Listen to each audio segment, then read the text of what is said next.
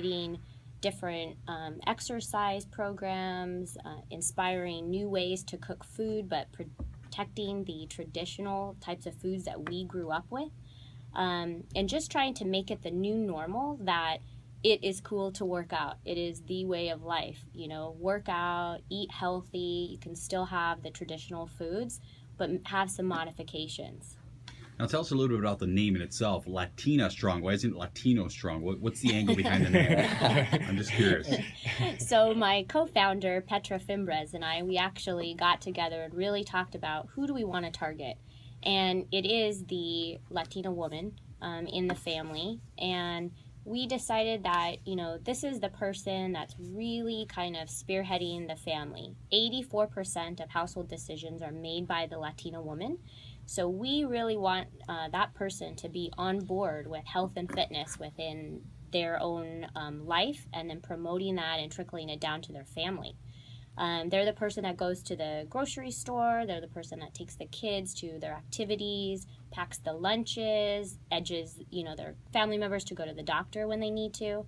So super important to get that woman on board about healthy diet, exercise, wellness, so they can promote to their family.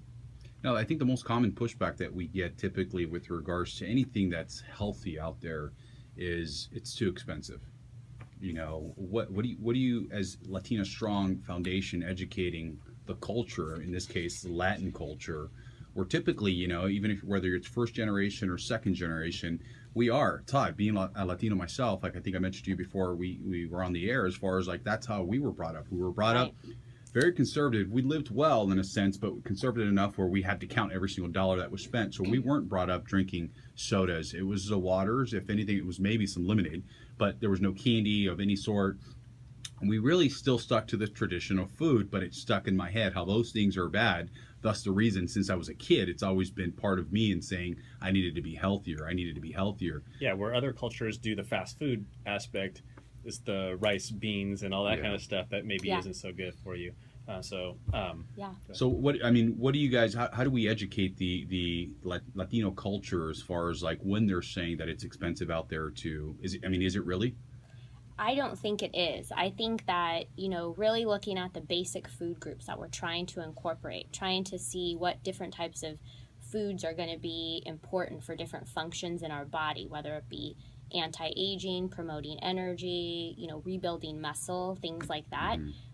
You can go through and look at, your basic fruits and vegetables, your lean meats, fish, snacks, such as, berries and nuts, things like that. And so those are pretty affordable.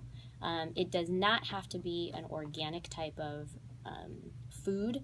You can choose to eat organic, but for the most part, it's just really incorporating those types of food within your diet.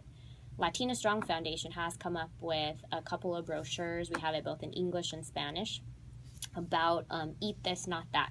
So it's a great brochure that goes through the main food types, healthy ways to incorporate that in. And then, of course, give us an example of that. Give us an example, if you have anything off the top of your head. We should eat this versus that. Sure. So we get a lot of our recommendations because we've worked with a few different chefs in San Diego. Chef Antonio, giving you a shout out, and also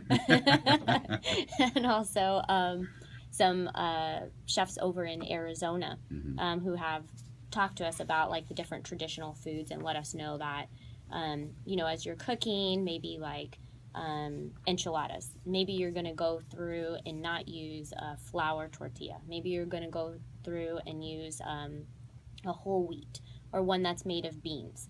Maybe, instead of using the red meats to put into things, you're going to use chicken. You're going to really pack in those vegetables. So it's just really incorporating these healthier food choices in, maybe going a little lighter on the sauces, not so thick and rich. But definitely getting that salsa in. It kind of reminds me of like my parents, right? I made a lifestyle change, and I've always been pretty active, right? But I went through my period of time where it was just lifting, but yet my eating wasn't there. So 6 years ago or so is when I decided to make a lifestyle change. I think the beauty of it, that again, you're not only making a difference for yourself and the people directly around you, but even indirectly. Directly for me, again, my parents were, again, they eat the traditional food, but my mom is making a lot more of a conscious decision, not frying certain foods, cutting corners in a sense, right? For Where sure. you're cutting some of the calories. Yeah. I know Anthony and I were pretty clever as far as even something as simple as even In-N-Out, believe it or not. When we do happen to eat out, we need to carb up. Yeah. You know, we do the double single, and as opposed to one slice of cheese, it's a half a slice of cheese, light on the sauce, extra toasted. You're eliminating, I don't know if we did the math before, but how many calories you're cutting out, and you're still having the same burger. What you're guaranteeing is the lady looking at you like you're crazy. That's every time. Every time. But it works, right? Absolutely. Right. So we've seen that, like, the whole push for cold turkey, like, stop doing all this Right. stuff, and then, you know, the 180 doesn't always work for people. I feel like they do that for a certain period of time and then it's just not sustainable. Is that how the whole shift of maybe just a little bit at a time comes into play? Is that you've seen that that's been a bigger impact? Absolutely. You know, going through education and training, definitely within the sports medicine realm, it's about modification. And so it's not that we're trying to totally cut things out or totally change things up. We want to have those likes, those interests, those certain foods that, you know, we really desire on board, but we want to make modifications so that we can make them a little bit healthier and still be able to enjoy them. So how do you guys reach out to the general public? How do you get this information out there?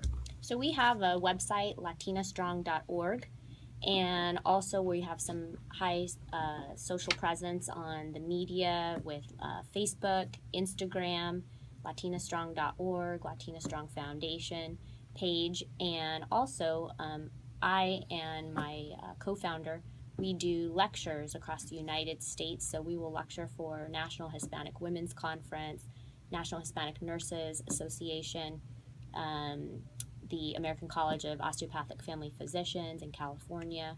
So there's different venues for us to be able to go and connect with and really put out the message, not only to the general public, but also to physicians and healthcare professionals to bring to their patients. Now, you brought up some stats before we went on the air, which for me just gives people a reality check and a clear picture as far as where we stand, not only as a nation, but more importantly, in this case, as a culture, as far as obesity goes. We talked about how, I mean, tell me a little bit, what was the percentage of that? It was pretty insane. Sure. So the obesity stats for adults right now are a little bit more prevalent in the Midwest at about 33%.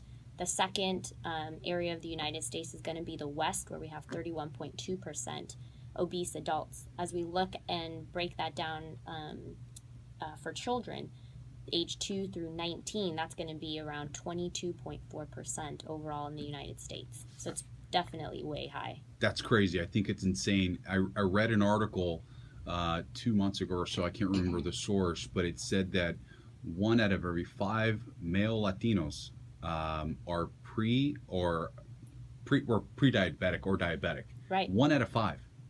That's an insane number to me. I believe Absolutely. it. I believe it, though. I mean, you walk around, you start paying attention, then you start going, oh, wow, but I think there's not very many people healthy and in shape. Right. One question I wanted to ask, because part of it is prevention and going to the doctor and being healthy. Oscar's actually going to the doctor for the first time I've been with you. Yeah, I skipped last year, but yeah, this year to do Gotta get those physicals in. a full-on physical, yeah. Yeah, so in terms of that, so how often do people need to be going, and what are they